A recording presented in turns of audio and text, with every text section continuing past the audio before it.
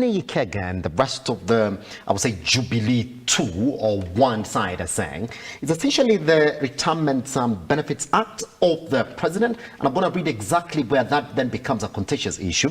If you go to Article 4, Subarticle 2, it says, under what circumstances the benefits may not be paid. It says, one is held in office or actively engaged in activities of any political party contrary to provisions of 6(1). That's essentially the Retirement Benefits Act for the president. So this particular one doesn't say stop engaging in political activities. It says if you want to benefit from this particular act, then you got to step out of elective positions in political parties in the country. Uhuru Kenyatta has not come in and said, I want my benefits. Why is Kanini Kega and the group advising him on exactly what he should do? Good question. One is my good friend has laid out a number of issues, yes. and I'll come to the Benefits Acts. The act, and you know, a good dancer knows when to exit the stage. And secondly, you must know, because this is not a legal issue, okay?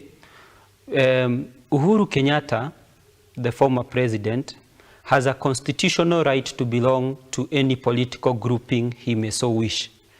What the act prescribes is instances where he is not able to access his benefits in terms of retirement.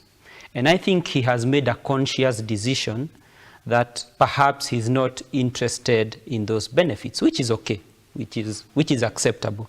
I mean, for a man of his caliber, and as Kenyans we know his history, maybe to him is not really necessary. So from that perspective, I think maybe he's, and from the actions that we can see on a daily basis, yes, it would appear that he has made a conscious decision that he does not want to benefit from whatever the act prescribes to him, which is okay, granted. Secondly, we must ask ourselves, how did the president reach to the point where he is? I mean, the former president. You see, there are people called Wahenga, and Wahenga are those old men who were very wise, and part of what they said is that mwibo wa kujidunga hauna pole na mpiga ngumi ukuta huumiza mkonowe. And what do I mean? Let us go a little bit back, maybe say 6 months before the elections. Now, if you look at Uhuru's style of leadership, it was to an extent that he was willing to expel as many members as possible from the party who were deemed to be supporting the current president, okay? As it should be, as it should, say, in a political party. In a political party. In the Political Parties Act, you can be... No. You see, there is a difference between, you see, there is political dissent. We could have different opinions, which is okay. And so long as the party has dispute resolution mechanisms, yes, that still can be handled within the party. But I want us to see there are instances where they kept advising the president, the former president, that for Jubilee party to stand as a party, he needs to go out of his way when he was in power, yes, and support his own candidates who are running for particular seats during that particular period. And I'll give you an example. The current Juja MP is a UDA MP, but when there was a by-election, when the former MP passed on, he went to this party, the former Moses Kuria's party. Can't remember its name, but you remember he got in through through Kuria's party and not Jubilee, and Jubilee was the one that was leading then.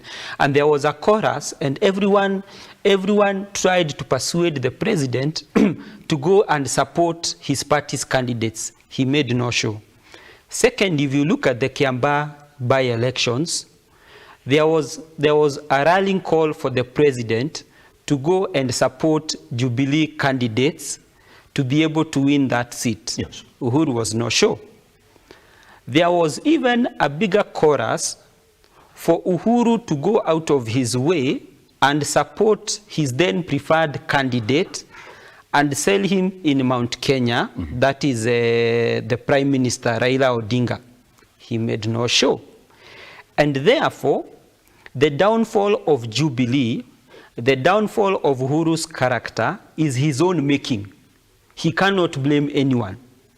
So right now, he's trying to salvage the shell of a party. And by the way, Simba, you might not know, we started with TNA. We built TNA with sweat and blood and our own money. We used to go to Jogoo Road. That time, TNA was housed in Jogoo Road, just at the roundabout. You see where you see many drums and Juakali sector. That is where TNA used to be.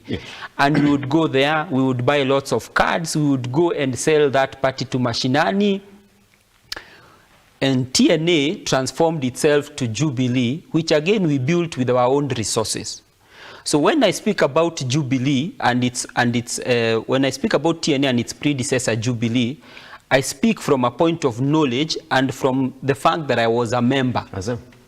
And therefore, the downfall of the party has everything to do with the leadership of the party. Could you say that the biggest downfall for Jubilee has also been orchestrated by the Kenya Kwanza government of wanting to pull as much as they can as they gear towards 2027? Would you say that that is the biggest challenge for Uhuru Kenyatta You right mean now or previously? Now. And even previous, by the way, during the campaigns. You saw that the campaign strategy for the Kenya Kwanza government, for Kenya Kwanza side, towards the end of that election is to say, we are offering better. So come, join our side. There is, my friend called it political expediency. Yes. You know, politics is politics, okay? Now, everyone wants to be associated with the winner. That is the nature of politics. In fact, not just Jubilee. You remember, when Kenya Kwanza came into power, there are parties that willingly joined the Kenya Kwanza side, okay? Not just even Jubilee. There was a party that, there was a Northeastern party, there was a party from the Nyanza region. Yes. And so, politically speaking, everyone wants to join the winning side. But most importantly, you want to join a side and a team that you know has the interest of the country at heart. The problem then, Mr. Mungai, comes in at the time you are joining the side. Because it looks, that's what Mr. Kigoli is talking about, that some of them had to wait until the election results came out before we saw this now painful split that we're talking about here. Let me just hold your thoughts there, because that's exactly where we're going to next. Mr. Kigoli, you hear what Mr. Mungai is saying, that the downfall of Jubilee is not essentially now, it can be put just right there on Uhuru Mungai Kenyatta. Do you agree that indeed what is going on in Jubilee right now can be put back to Uhuru Kenyatta's conduct or misconduct thereof during the campaigns?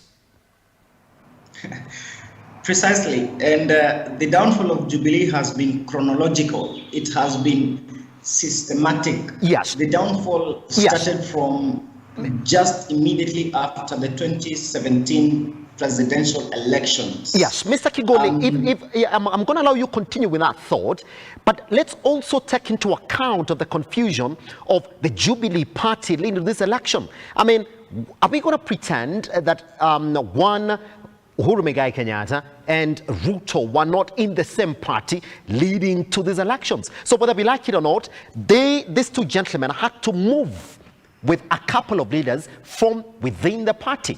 So you could say that if indeed we're going to say that Jubilee Halisi then is the members who are left with one Uhuru Mungai Kenyatta.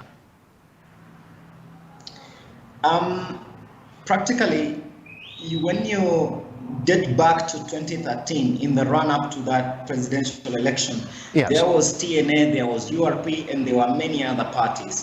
In the run-up to 2017 general elections, there were those many parties, and what we started hearing was the clamor for collapse of all political parties to form one major political party, which culminated into the birth Jubilee Party. Yes. But then what became the aftermath was that Jubilee Party, immediately after the 2017 presidential elections, we started seeing a shifting of grounds, even well before the handshake. Look, after the declaration of the presidential results and its consequent nullification by the Supreme Court under the then Chief Justice David Maraga, we saw President Uhuru Kenyatta come out alone going to Kenyatta Market, and William Ruto was somewhere else. Now, these two leaders were then not speaking in the same language as we used to see. Yes. Things were beginning to rift out. Things were beginning to split. Now, eventually, we saw Raila Odinga coming in with a handshake, and this effectively edged out the current president, William Ruto, in Jubilee Party. And Jubilee Party was never properly handled after the exit of President William Ruto, because practically he's the one who was running the affairs of Jubilee. Practically he was the one coalescing that party together. Uhuru Kenyatta is one leader who will trust you to do the job. He will not make a follow-up per se, like detail to detail follow-up. Yes. But William Ruto will. He will ask you a question and he will send another person to bring him a version so that he compares the two. And it is not very easy to lie to President William Ruto. Now, what Ruto did was to render Jubilee a shell of its former self. And effectively, this party is down and out. Yes. Because however much effort President Uhuru Kenyatta is trying to invest into this party, I think its time is up. It has run its course and the course is done. I do not foresee, because a chance where Jubilee Party can become the Jubilee Party we used to know. Look, yes. The law bars President Uhuru Kenyatta from advancing any further, meaning the leader is capped by the law. Now, when the leader is capped... Yes, Mr. Kikoli, let's be specific. The law doesn't stop him from doing anything. It just tells him, if you want to benefit from your retirement, benefits, then you got to stop. And seemingly, he doesn't want to stop. But what else can President Uhuru Kenyatta do? Is he going to run for a senatorial position? Is he going to run for an MP position? I really don't see that happening. Now, yes. Is he going to run again for a presidential election? He's not going to run because constitutionally he's bad, all yes. right? So yes. what I mean is this. To control a political party effectively, you need the system, the government to be in government. You need, unless you are Raila Odinga, you need to be in a position of power, all right? But here's the thing, Mr. effectively run the affairs of a political party, especially if you really wanted to advance further. Yes. The main intention of forming a political party is to gather minds or brains or people or resources together so that you can champion for a particular cause. Could it be winning seats in parliament? Could it be winning a presidential election? Yes. It could be winning about anything, all right? Now, how many options does President Uhuru Kenyatta have? Now, of all that have remained in Jubilee Party, who can you point out as somebody with a promising political future?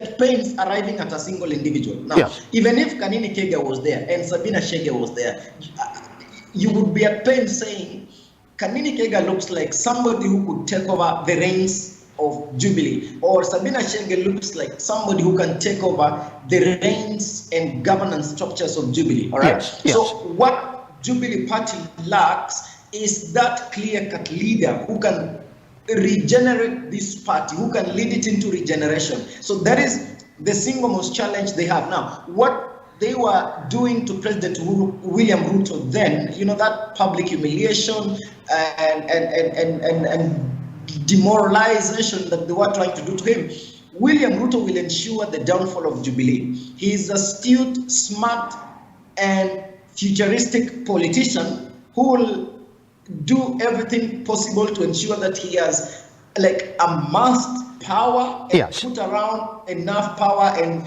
and soldiers in the National Assembly and at the Senate and at any other institution for him to advance his cause. And this is going to happen in no time.